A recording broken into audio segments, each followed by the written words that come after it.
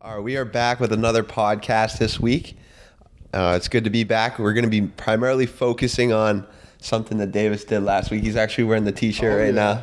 So you want to tell us what you did last week, Davis, and give us a little recap? Yes. Last week I finished Ironman Lake Placid, and it was a brutal race. They have a lot of mountains and hills out there. So I knew going in it was going to be a good challenge, and it turned out to be everything that I hoped because I didn't drive all the way out there for just an easy course, and it was a great experience, just a town and a location unlike any other. So it got me fired up.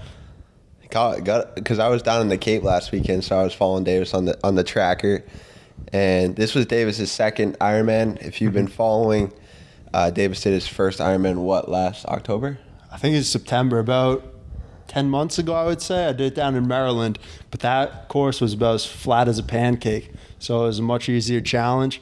And I've been training, trying to get better and better. So this time I decided, hey, I'll go after Lake Placid, which is known as a hilly course. Go after a bigger challenge, and I still wanted to get a better time, and I was able to do that. So all the training paid off, but it was still a difficult day. Yeah, personal best for Davis. You want to just break down what your personal best was prior to this race and what your goal was heading into it and what you actually got? Definitely. So an Ironman race, this is a full distance triathlon. So it's about 2.4 mile swim, 112 mile bike, and then a 26.2 mile marathon. And when I did in Maryland, I finished in 12 hours and 27 minutes.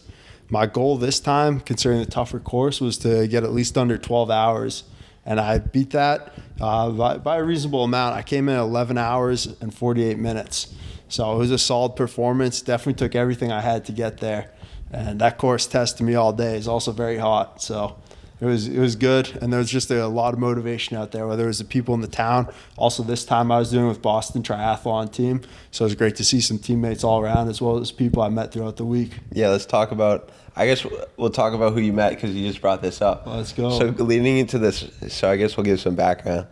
I was on TikTok. It was probably a couple months ago now. And I saw this random kid's TikTok popped out about running and what he does to get better at running. And I said, Davis, this kid's pretty good. You should take a look at this.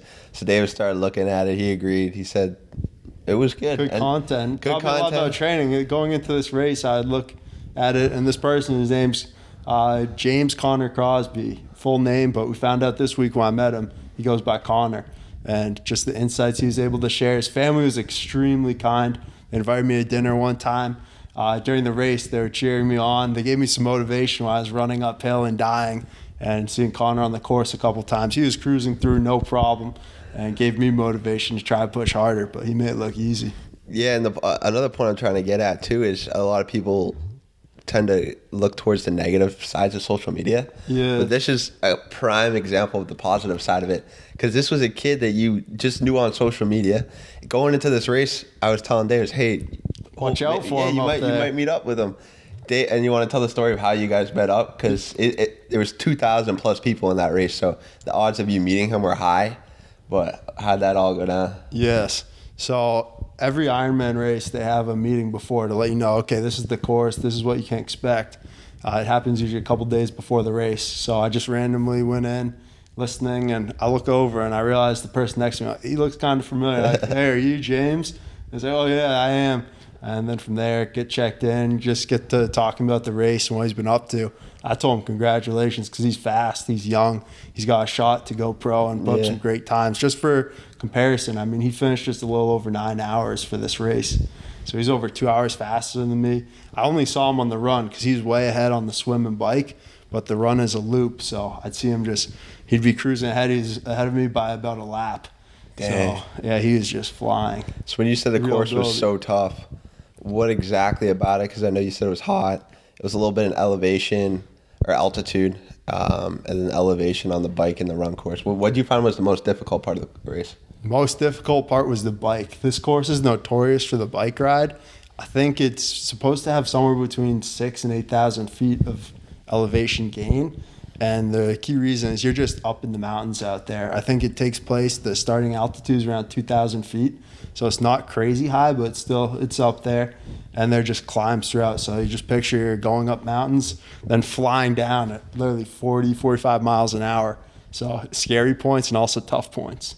What were your biggest takeaways from this race? Were there ways that you're going to improve your training or improve your mindset or your preparation prior to a race? I would say the biggest thing is it's just a really fun activity to go out there and just push yourself. Because when I came off that bike, all through the backs of my legs were absolutely killing, because the triathlon bike's set out to make you use your hamstrings more. Yeah. And it just forces you to grit down and say, hey, okay, I just finished this really difficult bike ride, been on the bike for almost 6 hours, and just to dig deep and say, hey, am I ready to put it on the line? Because you can do all the training you want, and I definitely prepared better for this one. I put in more hours per week. For the Maryland Ironman, I trained about 10 to 12 hours a week. This time I was more like 13 to 15 hours a week, and it definitely paid off. I was stronger throughout the race. I was faster in all three aspects. But I would say the biggest thing is just on that race day, you've got to be tough, and some people are insanely tough out there. Because another thing is you literally have the pros racing on the same course, so you'd see some of these people just absolutely cruising, only really on the run phase, because they're gone on all the other phases, and then they're looping you on the run. Yeah. But I mean, it's unbelievable, just the fitness level and the caliber of athletes.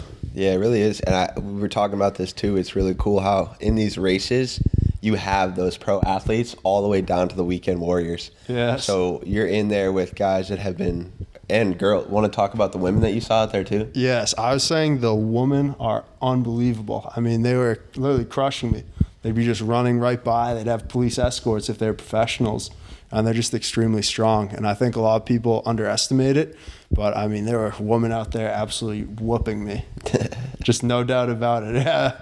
I'd say it just shows the things that they are capable of and just how much respect they deserve, especially in something like athleticism, Yeah. where a lot of times they're undercredited. Yeah, that is true. Huge respect there. When I'm dying on a run, being forced to walk, getting stuck going uphill, and this lady's cruising right by, you're just like, wow, it's unbelievable. Yeah. I mean, anyone that does that. Hey, we've got to go with the weekend warriors, though, because after the race, it was also pretty cool. So Lake Placid's a small town, so you get the whole community out there. It's almost like a Friday Night Lights football type deal. So when you're biking through the town, running through the town, people on both sides going crazy. But after the race, I went back because in the Ironman, I believe there's a 17-hour cutoff. So you can go until about 1:30 at night. I finished around 6:30. Recovered, got some food. I literally ate 4 calzones after this race. Yeah, it was crazy. Dave was eating junk food. Yeah.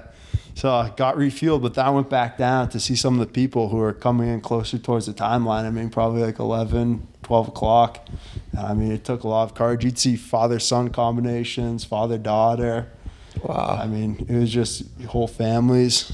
Sometimes husband and wife were out there just finishing this thing up. And I mean, it's true human grit. Yeah. And how much you're willing to put in to get through the mountains and get beaten down, because you'd see other people who maybe they didn't hit the cutoff time, they crashed their bike, and they couldn't get the course done, which has to be devastating. Yeah. But it just shows what people can do if they really want it. Yeah, so something funny too is you were saying that it was fun.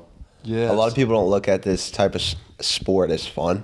Mm-hmm. Do you get anything else out of this sport, like a sense of accomplishment or just improvement in your mentality, or do you just strictly just do it because it's fun?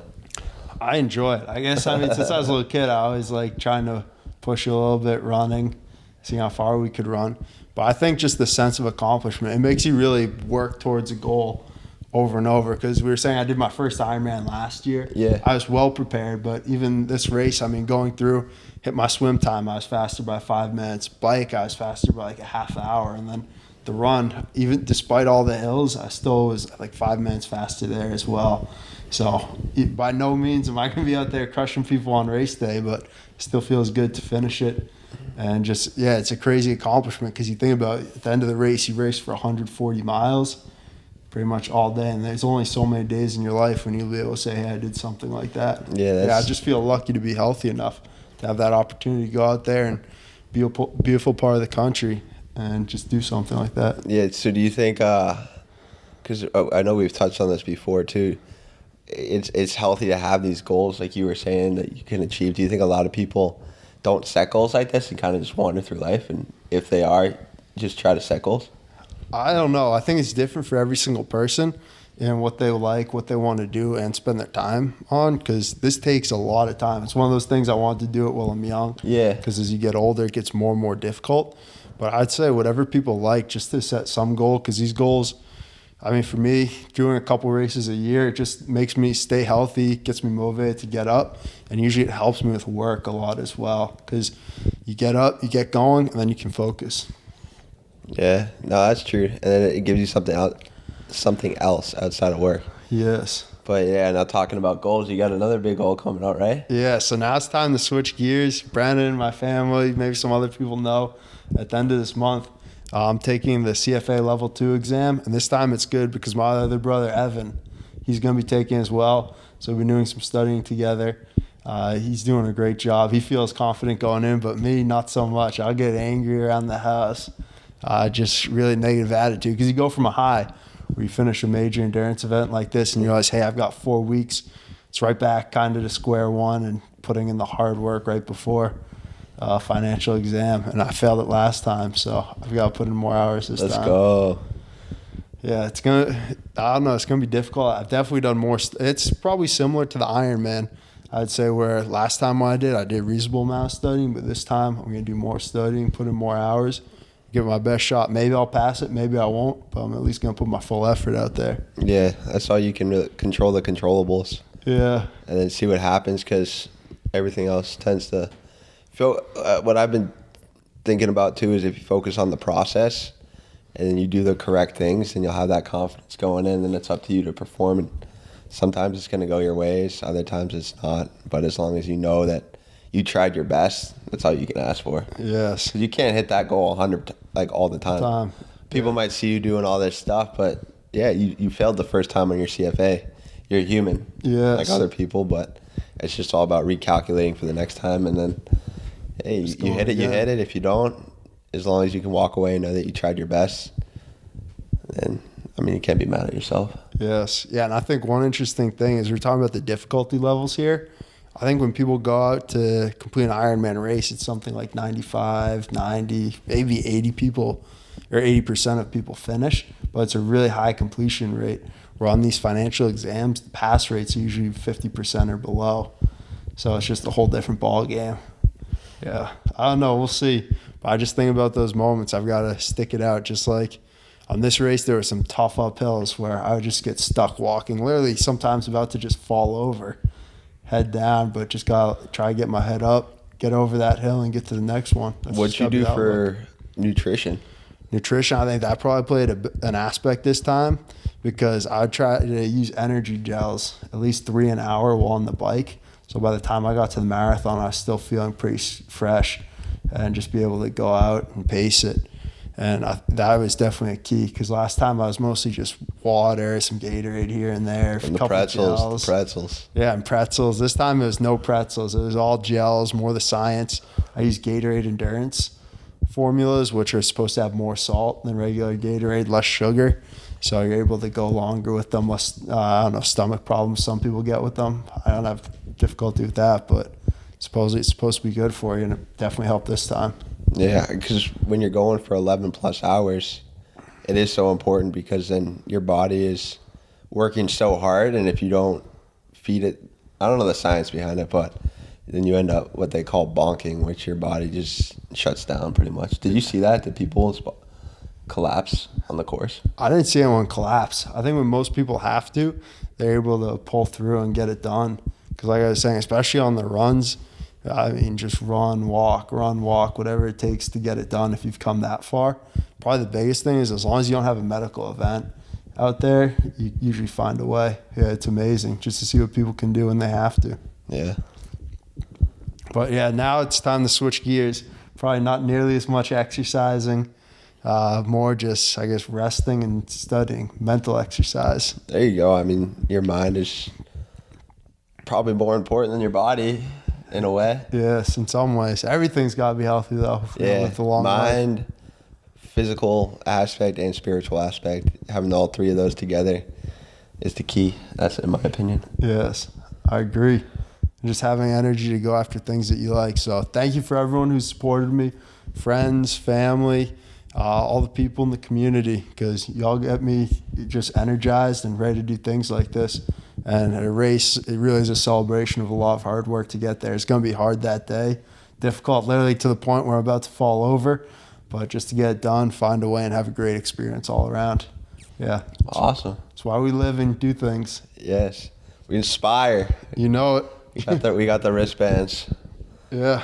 You got to have it. Just for the wristbands, I'll look at it when I wake up, and especially coming after this race, it'll hurt sometimes waking up, but just look at it and say, hey, it's time. Got to do it for the people, because we're adults and we've got to set the example that we've had. We've been fortunate to have great influences on us.